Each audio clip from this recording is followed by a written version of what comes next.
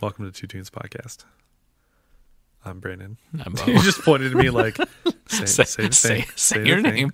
Say your name. What if I said something else? I was like, Bo smells like No. And I'm Stinky Miss Juicy. grape Fago. Fayo. Yeah. Sure. That was you. Yeah, that was me. Yeah. I got a new phone. Yeah? Is it going to ding on the podcast like all the other? That's not my phone. That's my watch. So since we've recorded last, sort of, like 2 weeks ago when we recorded, but not 5 minutes ago when we recorded. Okay. Because sometimes we record a couple episodes in a day. Yeah. I have seen the band Thank You Scientist. Oh, yeah. How was it? Really good. Really good. And that sounded surprised, but like surprised. Well, here's the thing. I had never heard them at all. Heard of them. In fact, Okay. Been mentioned in the Discord before. Yeah. Because folks are fans. Uh-huh. And there was a conversation in the Discord like a while ago about like just shows that are happening, and people kind of like, yeah, I feel like comfortable going to shows again, maybe. And Harrisburg like got some stuff going on between XL Live and HMAC and like the Harrisburg University series and different stuff. Like there's some good stuff that has happened, that is happening, and whatever. But anyway, my buddy Andy texted me like that week or whatever, and was like, hey, what are you doing on Saturday? And I was like, nothing. I don't know, what's up? And he was like, do you want to go to XL Live and see Thank You Scientist? And I was like, yeah, I've heard of them. I know none of their music. And I thought about like listening to some, but I was like, let's just hear it live for the first time. And it was a really, really great show, top to bottom. The first band was Narbot. I've heard of them. Yeah, I haven't heard them, but I've heard of them. Yeah, they were cool. Very mathy, Okay. progressive. And it was really interesting because it was like all very instrumental. And then they played like this like 12-minute epic tune that the one guitar player like sang on. And it was really interesting. It was cool. Also, they have a keyboard player. It was kind of the way the stage was set up was like kind of like strange that like most of the band was like kind of front and center, and then like their keyboard player was kind of like off to the side a little bit. Mm-hmm. And like you could hear chords and pads and like different like little synthy lines and stuff. They had like a 2 or 3 keyboard setup and like a laptop and different stuff, but mostly just like supporting things or whatever. And then like their last tune, the keyboard player just like shredded this solo, and it was like, holy crap! Like you've just been like storing up all this stuff like that whole time, and like we need to feature him for a second. Yeah, it was really cool. And then Consider the Source was the second band. Again, a band I've never even heard of. I've heard of the name. And it's a 3-piece and all instrumental stuff again, and like really, really cool and well done, and like a ton of like world influence and whatever. Like while they were on, I was like on their Wikipedia page because I was like, I want to know more about you guys and whatever. And like they've studied like in India, and they've studied all this like Balkan music and different stuff. It's really cool. And then Thank You Scientist was the headliner, and they were awesome. And for those that don't know, I don't really know like a ton about them. Obviously, this is my one and only experience with them. But singer, great singer. Kind of sounds like Claudio from Coheed. Just that upper, very high tenor-y. That's how I discover them, is through Coheed. Sure. Like, oh, this kind of sounds like that. Yeah, and it's got a similar vibe and stuff. Yeah, but it's not the same. No. It's one of those definitely like for fans of. You could say for fans of Thank You Scientist, listen to Coheed. For fans of Coheed, listen to Thank You Scientist. But like you're not getting the same thing. But singer, drums, bass, guitar, violin, saxophone, trumpet. Very cool instrumentation, and it all worked really well. The first couple of tunes, they were still working out the live mix. Okay. They got it worked out eventually. Like the saxophone player was like shredding on the first tune. You could barely hear them. No. I was like, come on, man. Like, so they got that. They did get it figured out though. But yeah, man, they were really great. Listener of the show, friend of the show, Devin, was there. Smashed up against like the front barrier. He posted some great pictures on like Facebook and Instagram, and I was like, you were way closer than me. Bo, you and I saw Mark Lettieri together at XL Live, and sat at the exact same table that I sat at for that. I saw the pictures, and I'm like in the back like an old man, but that's totally fine. It was great. But I really enjoyed them. Anyone who's in or around the Harrisburg area, check out what XL Live has going on. They pull in like a lot of good stuff, and like there's just a ton of bands that I've just never heard of. I should just take a spend the $20 sometime and just go see some shows because it's reasonably priced. Yeah, To just go see something I think shows in general, or at least the shows we want to go see, are good priced. are good. Yeah, pretty good priced right now. I forget what I paid for Frank Turner. Now he's a bigger name. Yeah. That was all. They made a bank on that too because that place was mobbed for that show. Snarky Puppy, we were supposed to. I don't know if you were, but I had tickets for that for the New Year's Eve show. That was like $80 or whatever. But again, like New Year's Eve show, it's probably like going to be like a 3 or 4 hour set. Like, yeah. You know what I mean? Like, was it going to be there? Yeah, it was. Interesting. Yeah, it would have been super fun. Are you going to tell the people about the car that you saw? Oh, I should. Should I save it for next episode? Well, I mean, we just talked about where you were, so. Okay. Unless you got something else. This is like relative. I guess. So you saw. But anyway, I was just going to say I really enjoyed that show a lot. It was super fun. Okay. So people should check them out. I will, when I listen to them more, I'll certainly bring something of theirs to the podcast. Maybe some Consider the Source too, because I really dug them. Narbot forgot their merch. Because like for the whole tour? I don't know. I think this might have been a one-off for them because they're from Philly. Okay. All right. I'm not totally sure. But my besides buying vinyl or CDs or whatever, I like started to get stickers from bands and stuff too. And I have my record shelf at my office, which I'm going to get another one of to fill all my records and stuff. But I'm starting to put like stickers on there, and like that's like a nice way to like kind of remember shows and stuff. And bands I've seen and different things. But the Narbot guys were like talking about, we're sorry, we forgot merch. He like blamed the one guitar player or something. I was like, it's his fault.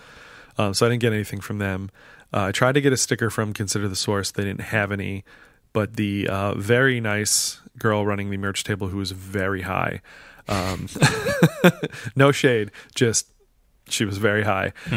She did give me a sticker of this artist that like does all their artwork and stuff. So that was kind of cool.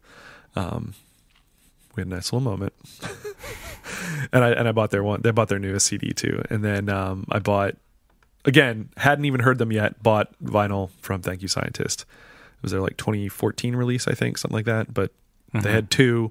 That one had the cooler cover, so that's the one I got. So, and I got a sticker from them too. Awesome. And apparently it must be one of the band members' dogs that's on the sticker. Because I was looking at their social media and there's a dog featured quite a bit. So, yeah, that's all. Kind of apropos of nothing, but I just was like, yeah, I went to that show. It was dope. And on your way, you saw this car. I saw this car that had, do you have the picture? I do. Pulled up. So it definitely had a lead singer syndrome sticker. Yep. A Silverstein sticker, I want to say. Yep. And then there's a third thing that I'm forgetting. That's August. August Burns Red? Yeah, August Burns Red. Okay, which is Lancaster based hardcore heavy metal band.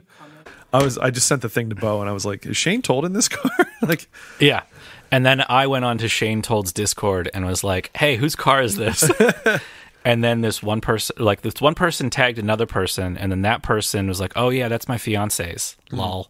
And then that person was like, yep, that's my car. That's funny.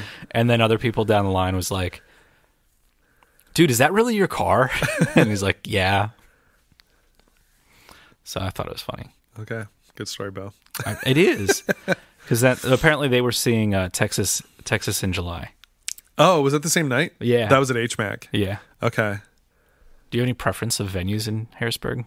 Like what's good and what's bad? I really like XL Live. This is now my third show there, and I'm really it's new. So that helps. This is going to sound really bad, but it looks clean. That's what I was going to say. It's new and it's clean, and like that is certainly part of it. I've been to both venues. Yeah, I've also been to HMAC. HMAC is a cool venue. It's weird. The vibe is way off there, though. Did you go upstairs or the back? Because there's like two venues. So I've been in the little tiny room, which is like off the one dining room. Yeah. That's where I saw Charlie Hunter with like 20 other people. It was amazing. It was cool. And it's like this, that whole building, like it used to be like I I don't know, like a YMCA or some type of thing. Like it That kind of sounds has about that right. kind of vibe because like the upstairs venue, It looks like a gym. I think it was a gym with like a stage and whatever. Or maybe it was a school. Actually, that probably makes more sense. It was like a school. Yeah, it looks like a cafeteria auditorium. Cafegimatorium situation, yeah. But I've only been to 2 shows there. So it was Charlie Hunter in the very, very tiny room, very tiny stage. And then I was in the big room for Jimmy Eat World. Oh, you saw Jimmy Eat World there? Yeah, dude, it was so good. How long ago was that? Not that long ago. Really? Fall of 2019, maybe like pre-pandemic, but not that pre. Jimmy Eat World there. Jimmy Eat World there. First off, why would they come to Harrisburg and not just like go to Baltimore or Pittsburgh or Philly? I know. Packed, sold out. It was great though. Okay. It was a really incredible show. I saw Jimmy Eat World in Cleveland years ago. Yeah. Like at the height of Jimmy Eat World. And this is my first time seeing them too. But again, like not like maybe 4 years ago, but I think really like 3 years ago. Yeah. Yeah, really great show. And again, kind of a cool spot, like that they're playing this old like cafegimatorium situation, like upstairs in this old house kind of stuff. I or old saw, school. Crap. Had to be a school. Oh, yeah. I saw Sungazer there. Yeah. That was the last show I saw before the pandemic. Okay. It was great. Yeah. I did not stick around for the headliners. Oh, that's right. I remember the headliner. Who were they? It was like the 2 like saxophone players who put things in their bells. Oh, Moonhooch. Yeah. Okay. And I was like, I'm not gonna stick around for this. I like Moonhooch. I'd be curious what a Moonhooch, if I would like a Moonhooch show, or if I'd get. You know what? It would be very similar to the show you saw at XL with Thank You Scientist. I think. Disagree.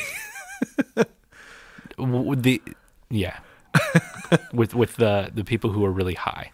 Oh, fair enough. Yeah. Also, the merch tables consisted of Consider the Source and all their stuff. Thank You Scientist and all their stuff, and then some person selling pins, like just randomly pins, like out of nowhere? and glass smoking paraphernalia. Okay, probably had a for tobacco use only, obviously thing. My favorite version of that I've seen is it says for tobacco use only, and then has the Agatha Harkness giving the big old wink. I've seen that in a bunch of memes at different places. I was like, yep, correct. That's exactly what that is. That's hilarious. All right. So we talk about 2 tunes here. Eventually. And we haven't talked about any tunes yet. No. But that's what people are here for, the banter. Some people are. Some people. If you are, tell us in the Discord. Yeah. There's a link in the description. Give us a topic. We'll riff for a while. Oh, don't we have an email to answer? There's like 10 questions, and they're really good. I think that's going to be. We should do 1 or 2. I think that's a whole episode. Like it's really good. Like all those questions. Well, except for 1. Let's do 1. Let's do 1 at the end. At the end. Yeah. All right. I'll just okay. Anyway. So anyway, who's first? I'm first. You're first. Sam Tinnesz. Hang on. Tinnesz. I should have thought about this. I was like Tinnesz. I don't really know how to pronounce their last name, and I apologize because we don't do any research whatsoever. But remember we used to do research. Yeah, episode really 1. Good. Yeah, like the last time I want to say Tinnesz. Tinnesz. Okay, so Tinnesc. Yeah. Yeah, Sam Tinnesz. You have most likely heard the voice and music of Nashville-based alternative artist Sam Tinnesz, and not even known it. This is because his songs often find homes in the most widely viewed shows on television, like Riverdale, All American, and World of Dance. In pro sports, I don't either. I mean, I don't either. I'm aware of Riverdale. In pro sports broadcasts like NFL, NBA, NHL, MLB, and UFC. And then in national ads for campaigns such as Toyota, Samsung, Jeep, and Target, and many more. So he's like all over the place as far as like sync licensing, which is awesome. I'm curious now. I'm going to pull up his biggest hit and see if you know what it is. This is Play with Fire featuring Yacht Money. Okay, but the shows that Quantico, The Good Doctor, The Rookie, I would watch those shows. The Divergent series, Allegiant. Hunger Game Mockingjay Part 2 and Spider-Man Homecoming are all he has songs in. The reason I'm going to play this song a little bit. Okay. I'm just curious if I know it. It's got 188 million streams. I can imagine what's going on. Like either A, it's a commercial, right? For like this week on Quantico. Or it's like somebody's died, or like there's a big epic battle. Not battle, but like I'm thinking The Rookie and Quantico, which are both like kind of cop shows. I think I've heard this actually. It's sounding familiar. I might have heard this in Sounds like a commercial. What was the Lucifer? Oh, okay. It sounds like it could be on that. Either way, that totally makes sense. That song. This song, I want to know what your thoughts on the lyrics are. And when we get there, we'll do it. Anyways, this song's called Antisocial. He's got 3 covers. Smells Like Teen Spirit, Had Like a Hole, and Hey Man, Nice Shot. Cool. Interesting. Okay. When I heard this, I'm like, I think that Brandon would like Brandon's this. gonna like this. Yeah. I used to go parties. I used to drive my car. I used to talk to people. I was trying to formulate my thoughts on this tune. I don't dislike it. Okay. But now my weekdays turn into weekends. It's catchy, which I like.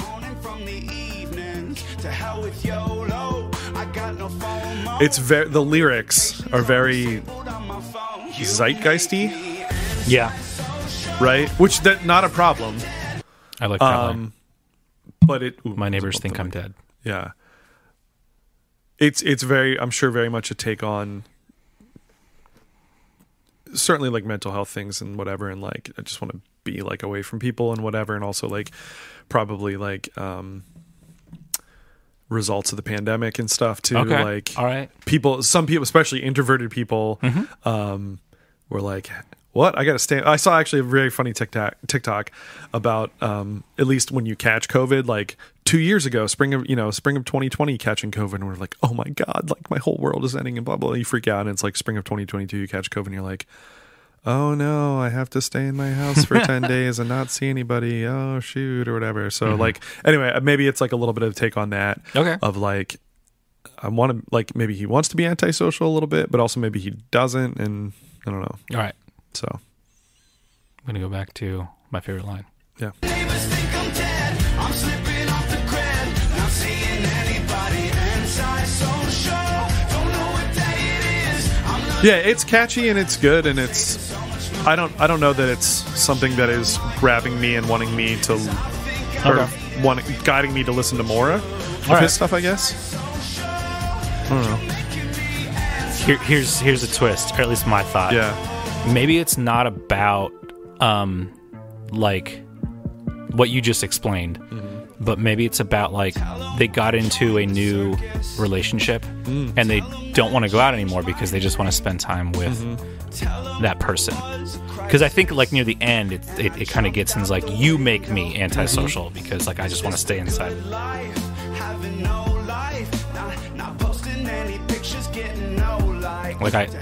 I'm liking not going outside, but why could be like, well, I just like hanging out with this person, and just keeping that to myself. Yeah, no, I buy that.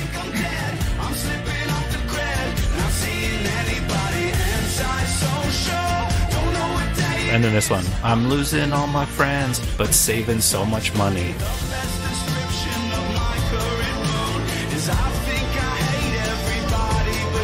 I hate everybody but you. Yeah. Because I want to stay inside and just hang out with you. that's cool. I dig it. But apparently you've all heard him before. Yeah. Just maybe not this song.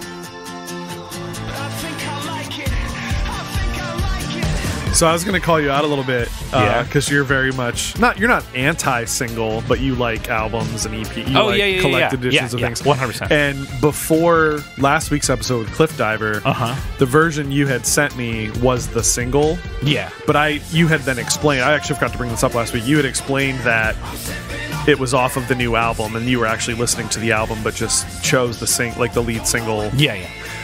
And then you sent me this one, which is a single. This is totally 100% and a then single. I think next week's, because we're going to do a few today, I think it is the single, also a single. But again, off of that one especially is off of an upcoming album. But I was going to bust your chops that a little album bit is out. for doing a lot of singles. Well, I got to give you one song.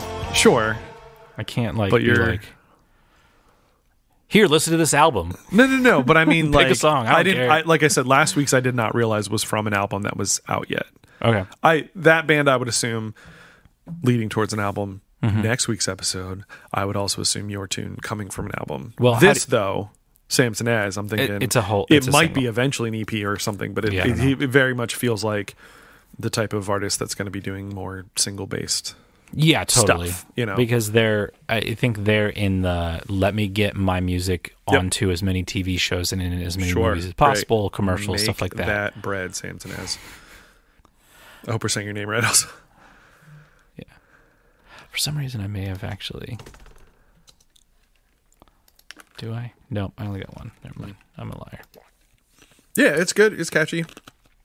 I figured you'd like it. It's formulaic, which again, 100%. Not a problem. It's like it's not a like make your art, make money off of your art. Like, please. It's fun. It's a fun song, guys. Go listen to more of them. But I thought you would like the lyrical and how it's for sure. Yeah. Upbeat and happy. Yeah, I don't think it's like the best song in the world, but like it's a good. It's a bop. As no one says. There's people who say that. I kind of say it. I don't say it, but all right. I'm up next. You're up next with your songs from early 2000. So this song, I forget what even made me think about this song. So you had it. You listened to it. I have this album. You listened to it in the early 2000s. Okay, so here's my story. The 1 year that the Warped Tour was in Hershey. It was only 1 year. I think they were doing construction or remodeling or something to the venue up in Scranton. Okay. Scranton Wilkes-Barre, which is the Montage Mountain. Because it was there every other year pretty much. Yeah. But for 1 year, for whatever reason, I think it was because whatever venue they were going to be at didn't work, they had it in Hershey. I had never been to Warped Tour before, did not know how it worked, just knew that there were a bunch of bands that I like. I had some of the compilations and stuff up till that point. I can't remember the year, to be honest. Was it in the 90s or early 2000s? Early 2000s. I want to say 03 or 04. Right. The first Warped Tour I ever went to was like, I want to say 98 or 97. So one of the early ones. Yeah. I mean, it had been going on. But when did it start? Like 93, 94? No idea. Because didn't it go for like 25 years when it stopped in like 2018? The 25th anniversary was the year after they stopped it, and they only had 2 shows. And they did that and they did like one on the West Coast, one on the East Coast, or maybe 3, which would be one in Chicago. Sure. Okay, but anyway, so they did it. They did it 1 year in Hershey. I was working summer camp with my friend Scott. We actually, one of the junior counselors that we had, which is like kids who have aged out of the YMCA like youth day camp program, but they're like 13, 14. They could 2004. Okay, they could apply to be like junior counselors. So the one kid we had, I think he was like 14 at the time. He was a junior counselor, but my friend Scott was like babysat him. So we got permission from his parents because like he was into all that music and stuff, and like we were going, and his parents were like, "Could you take him? Like, is that okay?" Like, we're like, yeah. So we took. It's like me and my friend Scott. We're like 20. We got this 14-year-old kid with us at the show. It starts at like noon usually. Let's say it goes like noon to like 8 or noon to 9, something like that.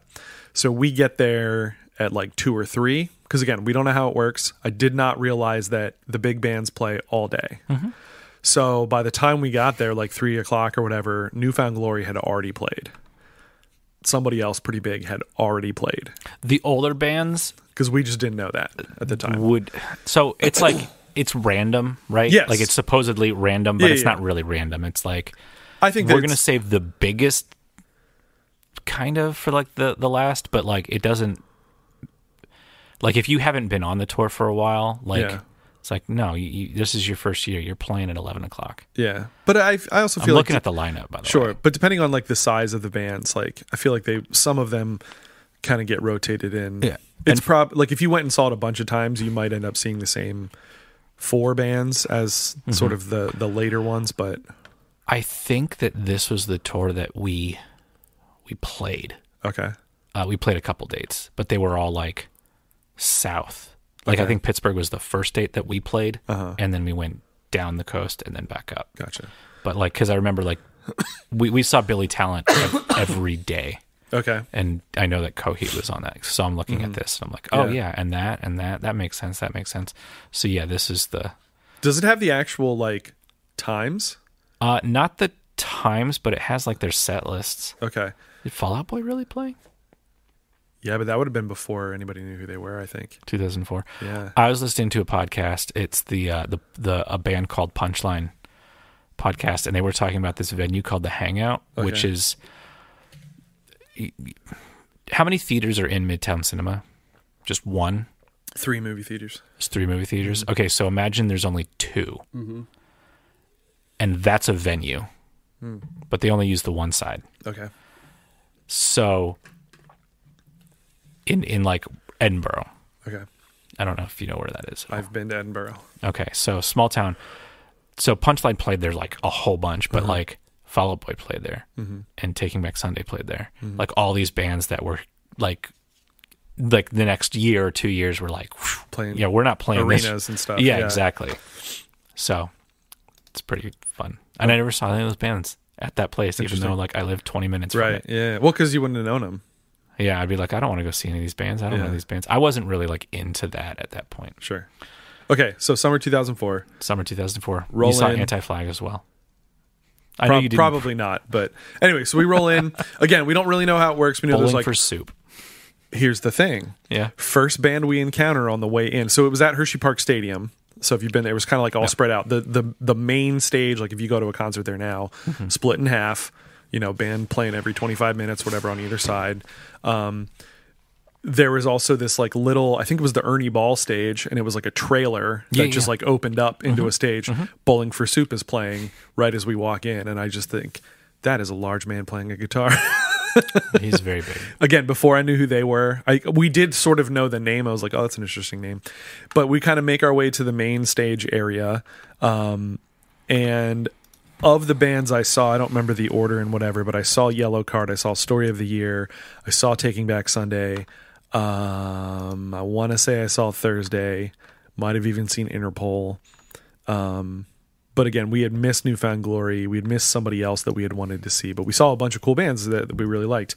Off to the side of the main stage, like I really think, like in my memory, it was like next to the main stage, but facing like perpendicular to like where the main stage was going, was this other like little stage. And I'm just, in my memory, I can't like, that's where it was, but also I'm thinking like, how would you have ever heard anybody from that stage when there's like literally the main stage right then next to it? Anyway, after I saw Yellow Card play, I'm standing off to the side watching this little stage, and there's this band, and it's Sherwood. I find out, you know, and they're really, really good. I really like them. As I'm standing there, this guy just kind of like strolls up and is also into them and just kind of standing there. And I just kind of like, you know, like you just peek over like, and it's the violin player from Yellow Card, just like chilling. And I was like, hey man, great show. He's like, oh, thanks. I'm looking this and up. Then we were both like, oh yeah, these guys are great. Like Sherwood, they're really good. So anyway, so I bought their CD, which this song is off of. And it's just been one of those bands that like I'll come back to every now and then. And I just like, it's just like good California poppy music and stuff. So what'd you find there? Well, I'm just like, okay, so we only played 4 dates. Okay. And we played the 4 dates before the Hershey. Of course. So Barkettstown, Pennsylvania, which is basically Pittsburgh. Yep. Camden, New Jersey. Yep. New York City. Yep. Well, not really New York City. Randall's Island. Okay. And then Englishtown, New Jersey, which was Raceway Park. And I think, did My Chemical Romance play? Not maybe your show, but like then, because I'm pretty sure that I know just that before they broke too. No, they were huge at that point. Was what's it called out at that point? 3 Cheers for Sweet Revenge. He was wearing, that was out. Okay, he was wearing a bulletpruf vest. Okay, so then if that was out, then yes, they were huge. Think, so that might have been one of the other bands then that I saw, or maybe the one that I missed. Yeah. Because I definitely saw them on the next year's Warped Tour also, which is where I did see Fall Out Boy. No, that doesn't make sense. Officially for like the first time, and that was like the summer that they kind of broke too. But anyway, so that's my story of how I got into Sherwood. They eventually signed to MySpace Records. Yeah. which is interesting. I was kind of reading a little bit about them, and they were being courted by like a bunch of different record labels and stuff, and they kind of were holding out, and they signed to MySpace Records, which I thought was interesting. But I'm sure in 2008 that seemed like a really good plan. Where are they from? California. I think it's San Luis Obispo. Yeah, you're right. Yeah. It's funny because I try to look at this band on here, and I don't, like, this is like every band that played and what dates they played, and they're not on it. But They definitely play. I mean, like, that's where But my band is on it. So it's just like, this doesn't make sense. Yeah. But yeah, and this was the song that I really gravitated towards off the album. I really like the whole album, but also I found out where their name came from. Where do you think their name came from, Sherwood? Sherwood Forest. Yep, but more specific than that is that they apparently joked about, what if we made an album, or somebody made an album of, you know how like Dark Side of the Moon lines up with The Wizard of Oz? Yeah. They're like, what if somebody made an album that lined up with the cartoon version of Robin Hood? Did they do that though? No, but that's where the name came from. So Sherwood Forest, yes, but more specifically, what if somebody made an album that lined up to that movie? Interesting. Anyway, so here's your 2005 song. Yeah. Which I thought was weird. Wait, did we discuss does it line up or no? No. It's just like, what if they did? I like his voice a lot too. Yeah, this is totally 2005. Like, Punchline sounds like that. Yeah. Which we're going to have them on soon. Again, it's poppy, punky. It's not like pop punk, but it's poppy with like a little bit of early to that, like before the mid-aughts. Before Blink kind of like just defined what pop punk was. No, they were already doing that, I think, at this point. Yeah, but then you can also say that this is similar also to Relient K a little bit. Yeah, for sure. Like, and they toured with them also. I saw.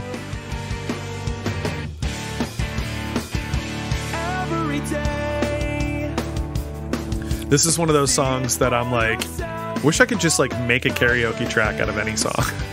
And this would be one. And like, I'd have to like bring it to the people and be like, here, pop this in.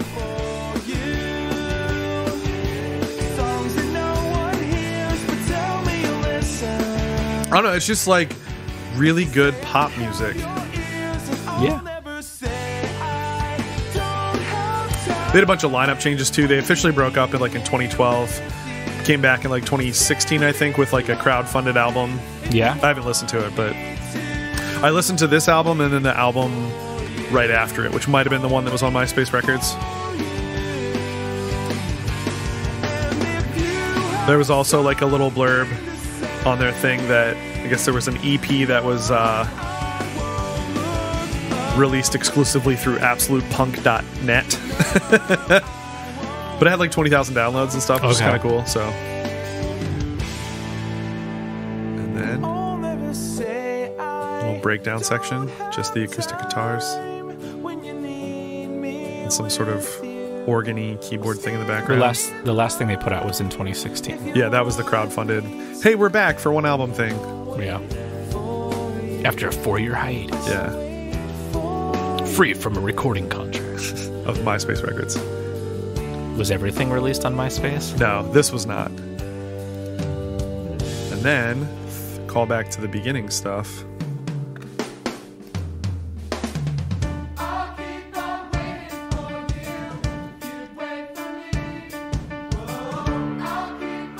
This is the part, if I did it at karaoke, I'd have to like teach people. Yeah. And I'd want to like loop it longer. It'd be fun though. Fades out too soon. It does fade out way too soon. Yeah. Like it needs that needs to go for like another 10 seconds. It needs to build. Yeah. Yeah. It's just fun though, man. Like their whole thing. It's very California to me. Yeah. Again, I'm certain I bet like the Beach Boys are as much of an influence as no, like but for real though. No. Do you know the reason I'm laughing is because I just read that. Oh, does it say that actually? Members of the band cite the Beatles and the Beach Boys as some of their main influences. For sure. But I'm thinking you could hear like if they said like Okay, yeah, the Beatles for sure, but the Beach Boys, like California Boys and all that stuff. But even like, but also they're touring alongside like Reliant K, and they're on Warped Tour, and did they open up for Yellow Card? Do you still have their thing open? Like that one surprised me too. If they it didn't played with them, but like, I don't really see Hello Goodbye, Say Anything. Okay, yeah, Reliant all those K, bands May, make total sense. Motion City Soundtrack, Yep. Academy is. Yep. Well, no, that's that's about the Warped Tour. Okay, that's not. But still, if you told me they were on with all those people, I'd be like, yep, I get it, 100%, totally get it. So yeah, this is off of Sing But Keep Going, which I guess was actually their first album. They had an EP before that, EPs after it. 88% rating on absolutepunk.net. 12 tunes coming in at 33 minutes, roughly. Is it defunct? Oh, it's not on there anymore. You can't go to absolutepunk.net. I remember that website. Yeah, same. And now it goes to Chorus FM. This is interesting. Original sound has been admitted to be The Get Up Kids meets Mineral meets Further Seems Forever. Strong ties to standards set by the Beach Boys. Interesting. Cool. So yeah, but I like that album. I like A Different Light, which is their second album. Also, I have both of those. Couldn't speak to anything else, but yeah, good solid pop music. Anything else you'd like to add? Well, aren't we going to answer the question? Oh, I forgot. We got a question. We got an email. Yes. From who again? You're leaving dead air.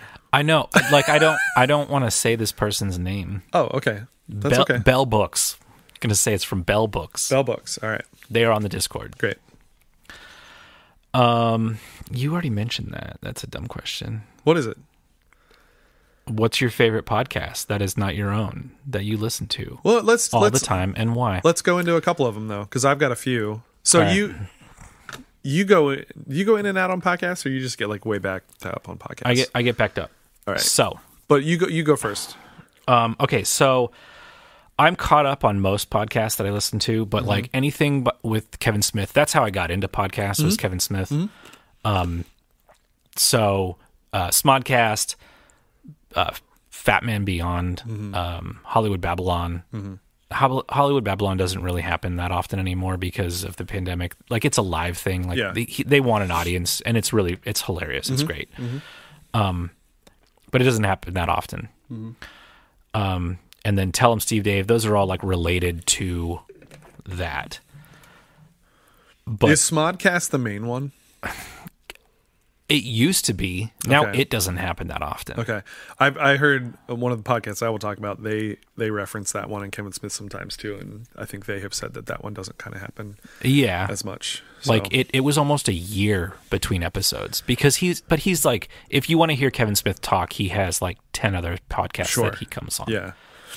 And those are kind of just like comedy podcasts or just like people talking about nothing.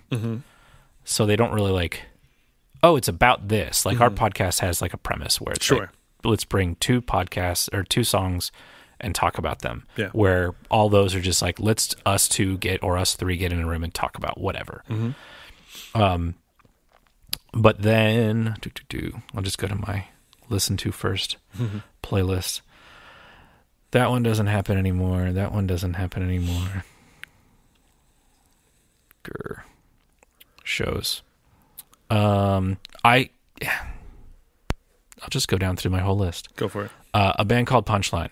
It's not my favorite, but it's a hit. It's basically a documentary podcast made by Punchline, which is really cool and interesting. Wong Notes I'm really digging right now, but more because it's like I'm a guitar player and these are other guitar players. And I'm like, okay, that's cool.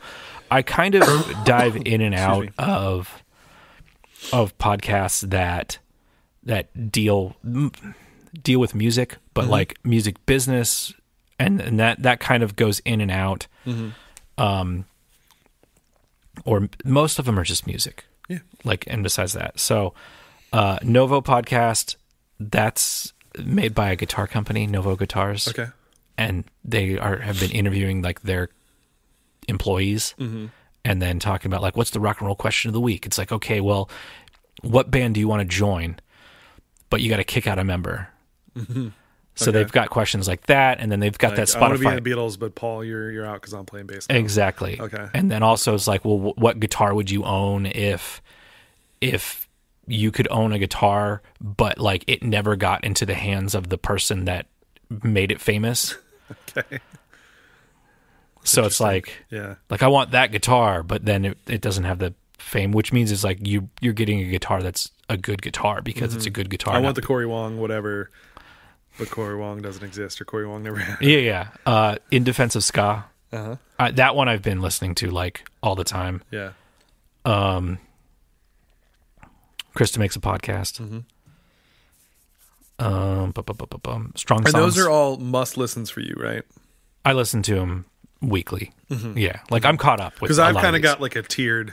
I'll go over that in a minute here when you're finished. Well, the Corey Wong, I haven't caught up. Sure. Like I listened since the John Mayer one. The John Mayer episode. So I'm like, I just finished, or I'm current, just but I'm about finished with the Victor Wooten one, which is really, really good. Yeah, that was really good. I always like listening to him. I want to talk like Victor Wooten. Like he's just like, I talk fast.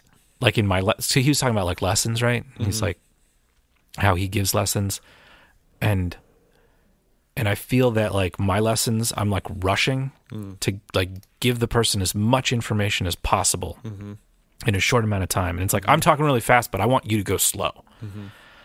But then Victor Wooten just sounds like calm and wise.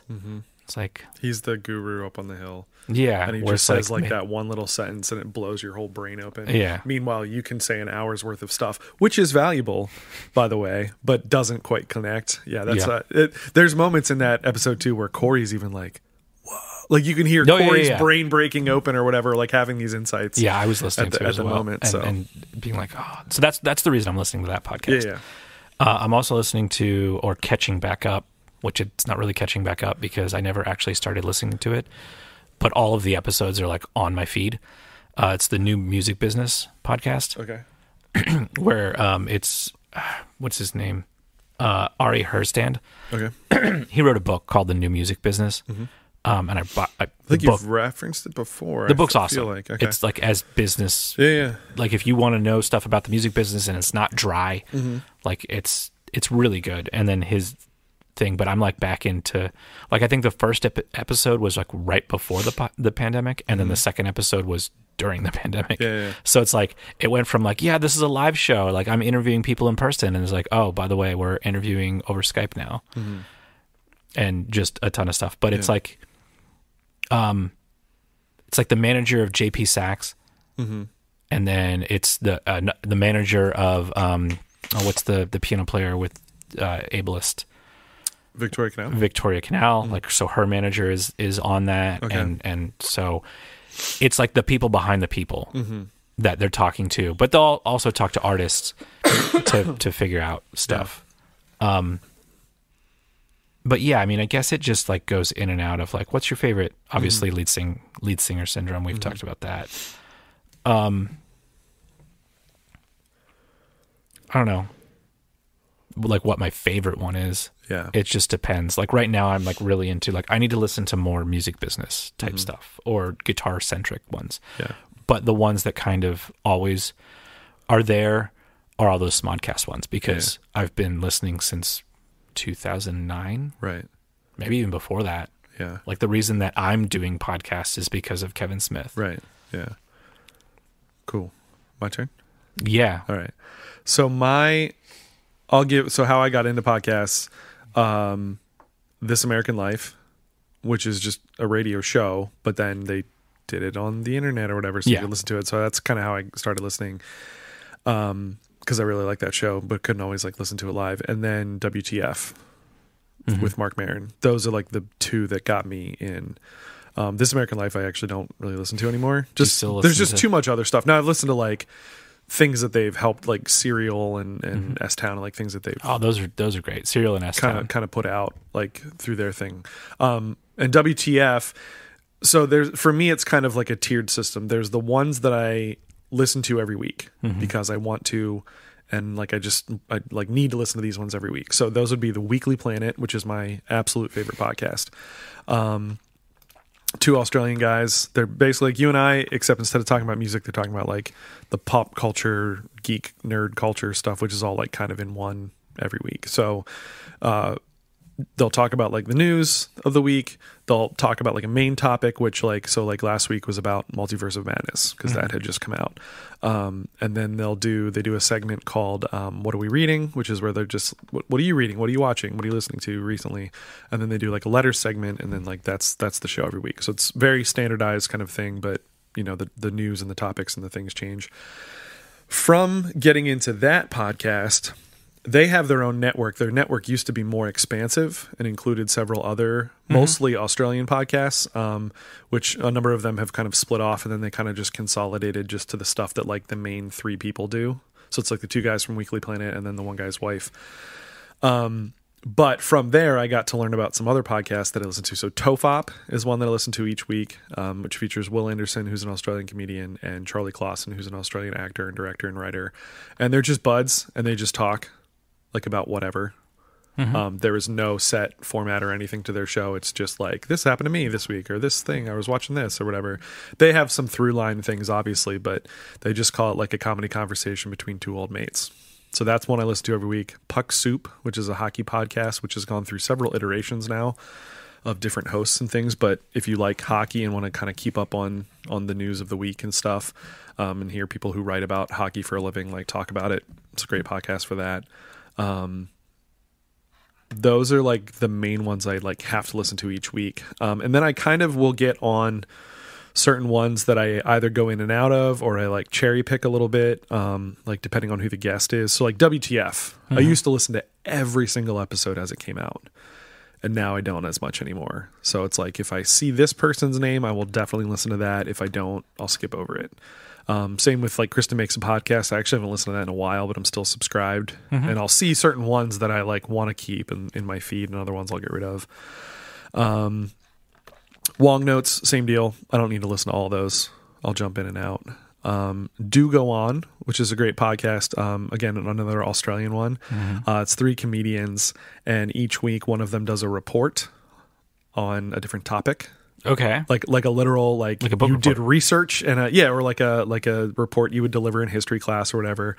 It's about like a person or an event or something like that has happened. But same with those, like I could listen to them every week, and find it interesting. Like whatever topic they talk about is always interesting, but I mostly cherry pick that one too, of like topics that do seem more interesting to me. There's a couple of ones that are sort of exclusive only to the Weekly Planet guys. They have their own version of their Patreon. It's called Big Sandwich. So I subscribe to that. There's spin-off podcasts that are just on there. A couple other ones that are kind of interesting, that are kind of niche, that I'll listen to in periodically is like the Arrangers podcast, which is two guys graduated from North Texas. They talk about specific things about arranging music and stuff. Different projects that they've worked on and different things. Note Doctors is pretty cool. It's a music theory and pedagogy podcast. Actually, several of my friends have been interviewed on there, which is cool. Scoring Notes, which is about like music notation software and stuff and how to use it. That one's kind of interesting time to time. Fofop, which is a spinoff of Tofop. So Tofop stands for 30 Odd Foot of Pod, which is a take on the Russell Crowe band 30 Odd Foot of Grunt or something like that. Okay. But Fofop is like the fake Tofop. So it's these two guys, and then what they started with the Fofop thing is one of them wouldn't be on, and then they would have like a guest on and interview them and talk to them and stuff. So I listen to that periodically. Third Story, which I've referenced on here before, great one about interviewing musicians and stuff. Why Is This Happening with Chris Hayes is one I go in and out on. It's he's on MSNBC, and so it's like usually about topical things. I listened to a really good one recently with Elie Mystal, who writes about like the Constitution and the Supreme Court and stuff. And they were talking about like all this recent news with like the Roe v. Wade stuff. Some other ones I'll like get really into and then I'll kind of like pull back from and stuff. There's one I got really into during the pandemic and stuff, and I've kind of gotten away from it. It's called Sorry I'm Sad. And it's this woman her husband's a former hockey player, and he's a hockey executive, and he develops ALS, and it's about their journey of going through that and trying to get in different trials and trying to find help and research and stuff. And then she also talks to other people who've just dealt with grief and things in their life and different ways that they deal with it. Long form podcast is really interesting, where they interview people who write in long form. So whether you write books or you write articles or different things. I just have like this whole list. A new one I just got into, and it's really accessible because it's like 5-minute episodes all the time. It's called Rhapsody in Black, and it's all about Black musicians throughout history, current, older, whatever. It really is. It's these like 5-minute chunks. It's really quite good. Yeah, I could keep going. I listen to Mike Birbiglia's podcast, The Rise and Fall of Mars Hill. We reference, like, yeah, we both. There's ones like that I'll get into that are kind of like I'll just like dive into that for a bit and then I'm out, because it's done or whatever. I have so many on here that I subscribe to that I don't even listen to anymore. I should just get off of them. But I like the Marvel ones too. They've done a Wastelanders series, a bunch of those, but the Wolverine ones are pretty good. But aren't those like storytelling? They're like serial storytelling things. So would that be considered a podcast? I mean, yeah, because it's an internet radio show, but isn't then it's just a radio show? Yeah, but it's on the internet, so it's a podcast. I don't know. Okay. One more that's just a really funny one. Oh, I listen to Office Ladies too. This is not my one more. 10 more. I got into it because I was like, oh, it's 2 members of The Office doing like a deep dive on that show. Oh, now yeah. there's like a million versions of that. I don't know if they were the first. I don't think they were. I think the first was Battlestar, or the what did they call it? It was Battlestar Galactica podcast, right?